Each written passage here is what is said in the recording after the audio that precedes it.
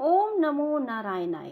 राधे राधे मेरे प्यारे भाइयों बहनों माताओं व बंधुओं, संस्कार की बातें चैनल में आपका स्वागत है। बंधुओं, आज मैं आपको श्रवण कराने जा रही हूँ ज्येष्ठ मास में रोजाना सुनने वाला अपामार्जन नामक स्तोत्र। बंधुओं, जो मनुष्य भी ज्येष्ठ मास में अपामार्जन नामक स्तोत्र को सुनते हैं, उनके सभी दुखों का पूर्णतः नाश हो जाता है। अपामार्जन स्तोत्र सुनने वाले के पापों की शुद्धि हो जाती है। अपामार्जन स्तोत्र सुनने वाले मनुष्य के ब्रह्म हत्या आदि पाप भी नष्ट हो जाते हैं। अपामार्जन नामक स्तोत्र परम अद्भुत और दिव्य है। मनुष्य को चाहिए कि पुत्र, काम और अर्थ की सिद्धि के लिए अपामार्जन स्तोत्र को रोजाना विश्वास के साथ सुने। जो मनुष्य अपामार्जन स्तोत्र को रोजाना 1 या 2 बार सुनते हैं, उनकी आयु, लक्ष्मी और बल दिन ब दिन बढ़ते चले जाते हैं। जो मनुष्य राज्य, धन संपत्ति चाहते हैं, वे अपामार्जन स्तोत्र को रोजाना सुने। जो मनुष्य अपामार्जन स्तोत्र को रोजाना सुनते हैं, उन्हें सामवेद के बराबर पुण्य की प्राप्ति होती है। उनकी पाप राशि तत्काल नष्ट हो जाती है। अपामार्जन स्तोत्र को एकाग्रचित्त होकर सुने, और यदि ऐसा करते हैं तो उन मनुष्य को पुत्र की प्राप्ति होती है और घर में निश्चय ही लक्ष्मी परिपूर्ण हो जाती है। सो बंधुओं, अपामार्जन स्तोत्र एक ऐसा स्तोत्र है जो भगवान विष्णु को अति प्रिय है। भगवान शिव माँ पार्वती को अपामार्जन नामक स्तोत्र की महिमा बताते हैं। बंधुओं, जब भी अपामार्जन स्तोत्र को सुने, एकाग्रचित्त होकर सुने। बंधुओं, यदि आपने YouTube चैनल संस्कार की बातें अब तक सब्सक्राइब नहीं किया तो जरूर करें और बेल आइकन दबाना ना भूलें, ताकि आपको हमारी आने वाली सभी वीडियोस की जानकारी सबसे पहले हो सके। बोलो विष्णु भगवान की जय। पार्वती जी भगवान शिव से पूछती हैं कि भगवान, सभी प्राणी विष और रोग आदि के उपद्रव से ग्रस्त और दुष्ट ग्रहों से हर समय पीड़ित रहते हैं।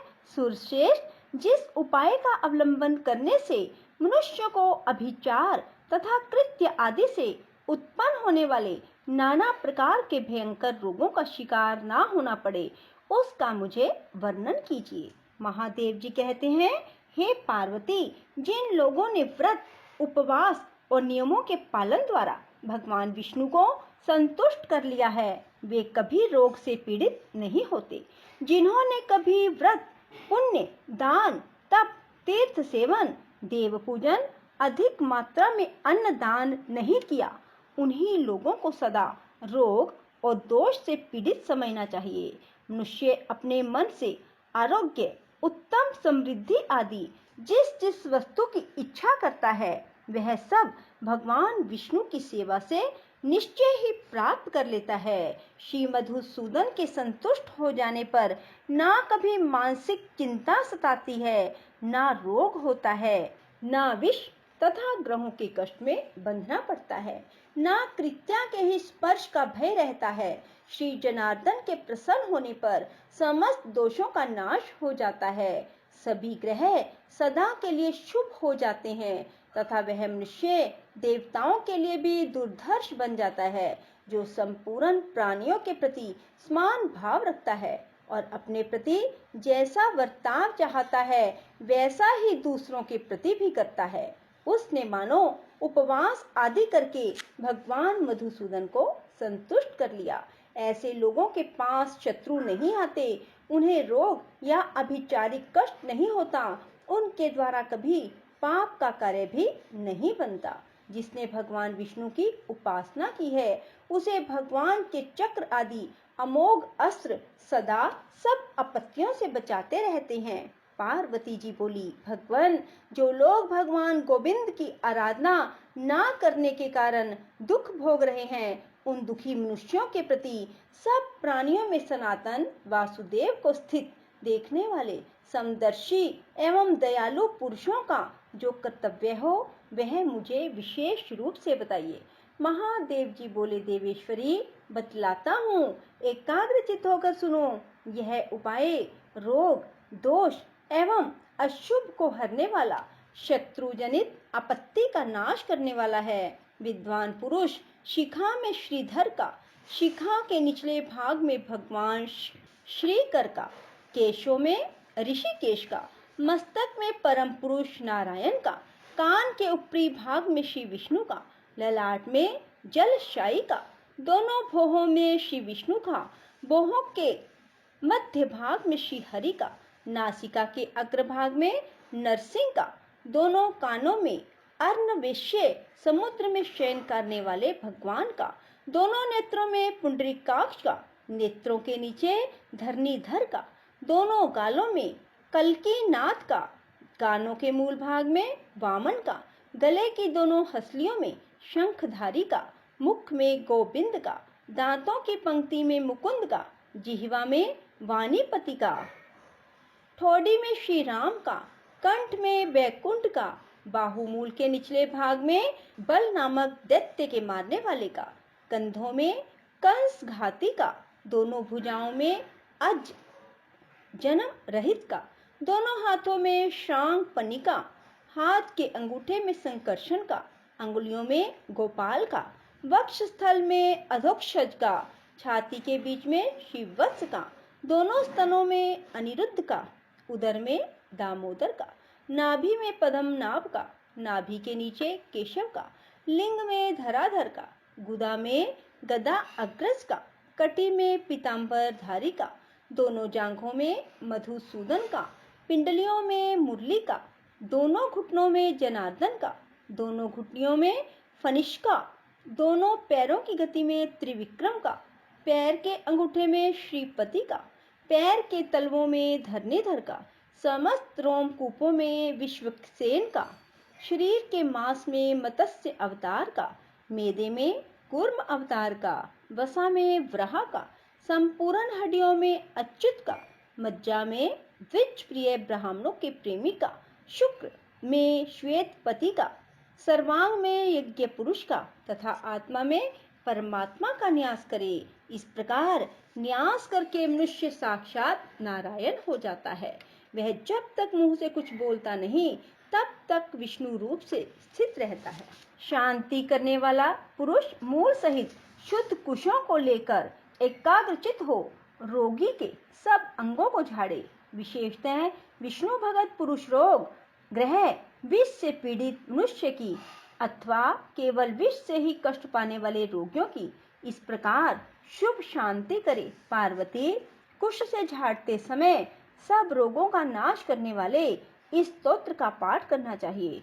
ओम परमात्मस्वरूप अंतर्यामी महात्मा रूपहीन होते हुए भी अनेक रूपधारी व्यापक परमात्मा को नमस्कार है। वराह, नरसिंह और सुखदायी वामन भगवान का ध्यान और नमस्कार करके श्री विष्णु के उपयुक्त नामों का अपने अंगों में न्यास करे।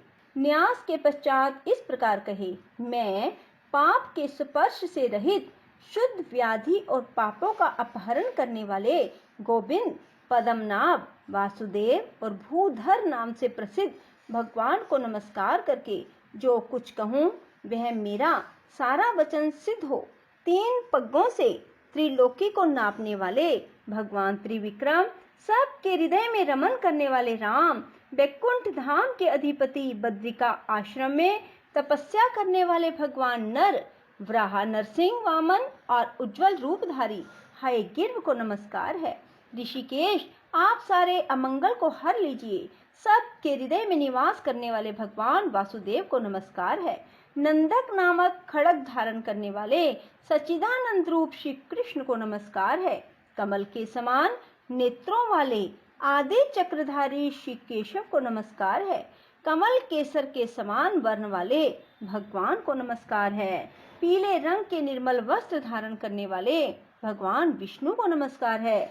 अपनी एक दाढ़ पर समूची पृथ्वी को उठा लेने वाले त्रिमूर्तिपति भगवान ब्रह्मा को नमस्कार है, जिसके नखों का स्पर्श वज्र से भी अधिक तीक्ष्ण और कठोर है।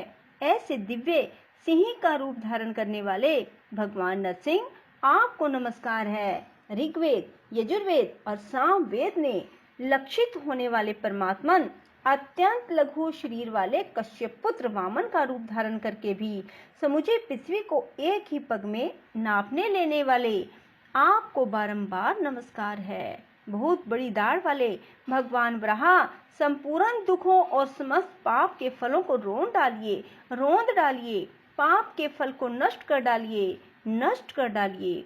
विकराल मुख और दांतों वाले, नखों से उद्दीप्त दिखाई देने वाले, पीड़ाओं के नाशक भगवान नरसिंह, आप अपनी गर्जना से इस रोगी के दुखों का भंजन कीजिए। इच्छा अनुसार रूप ग्रहण करके पृथ्वी आदि को धारण करने वाले भगवान जनार्दन अपनी ऋक्, यजु और साममयी वाणी द्वारा इस रोगी के सब दुखों को शांत कर दें। 1, 2, 3 या 4 दिन का अंतर देखकर आने वाले हल्के या भारी ज्वर को, सदा बने रहने वाले ज्वर को, किसी दोष के कारण उत्पन्न हुए ज्वर को, सन्निपात से होने वाले आगंतुक ज्वर को विदीर्ण कर उनकी वेदना का नाश करके भगवान गोविंद उसे सदा के लिए शांत कर दे। नेत्र का कष्ट, मस्तक का कष्ट, उदर रोग का कष्ट, अनुच्छ्वास, महाश्वास, परिताप, वेपथु, गुदा रोग, नासिका रोग, पाद रोग, कुष्ठ रोग, क्षय रोग, कमला आदि रोग, प्रमेह आदि भयंकर रोग, वात रोग, मकड़ी और चेचक आदि समस्त रोग भगवान विष्णु के चक्र की चोट को खाकर नष्ट हो जाएं। अच्युत, अनंत, गोविंद नामों के उच्चारण रूपी औषधि से समस्त रोग नष्ट हो जाते हैं। यह बात मैं सत्य सत्य कहता हूँ। स्थावर, जंगम, कृत्रिम विष हो या दांत, नख, आकाश और भूत आदि से प्रकट होने वाला अत्यंत दुस्सह विष हो, वह सारा का सारा श्री जनार्दन का नाम कीर्तन करने पर इस रोगी के शरीर में शांत हो जाए।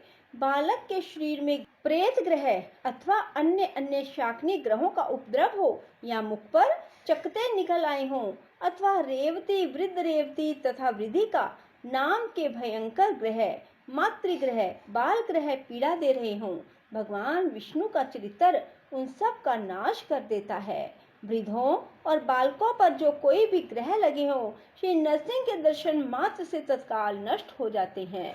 भगवान दाढ़ों के कारण विकराल मुख वाले भगवान नरसिंह दैत्यों को भयभीत करने वाले हैं। उन्हें देखकर सभी ग्रह बहुत दूर भाग जाते हैं।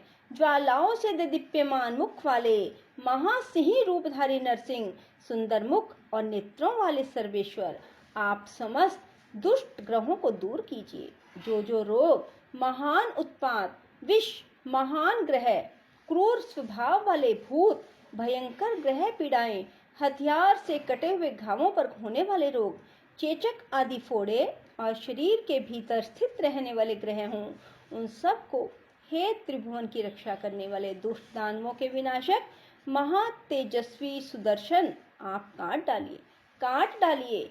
महान ज्वर, वात रोग, लूता रोग और भयानक महाविष को भी आप नष्ट कर दीजिए। असाध्य अमरशूल विष की ज्वाला और गंधर्व रोग, ये सब के सब शत्रु हैं। ओम राम राम रोम रोम इस बीज मंत्र के साथ तीखी धार वाले कुठार से आप इन शत्रुओं को मार डालें। दूसरों का दुख हरने के लिए शरीर धारण करने वाले परमेश्वर, आप भगवान को नमस्कार है। इनके सिवा और भी जो प्राणियों को पीड़ा देने वाले दुष्ट ग्रह और रोग हों, उन सब के आत्मा परमात्मा जनार्दन दूर करें। वासुदेव, आपको नमस्कार है। आप कोई रूप धारण करके ज्वालाओं के कारण अत्यंत भयानक सुदर्शन नामक चक्र चलाकर सब दुष्टों को नष्ट कर दीजिए। देववर अच्युत, आप दुष्टों का संहार कीजिए। महाचक्र सुदर्शन भगवान गोविंद के श्रेष्ठ आयुध, तीखी धार और महान वेग वाले शस्त्र, कोटि सूर्य के समान तेज धारण करने वाले महाज्वाला में सुदर्शन, भारी आवाज से सबको भयभीत करने वाले चक्र, आप समस्त दुख और संपूर्ण राक्षसों का उच्छेद कर डालिए।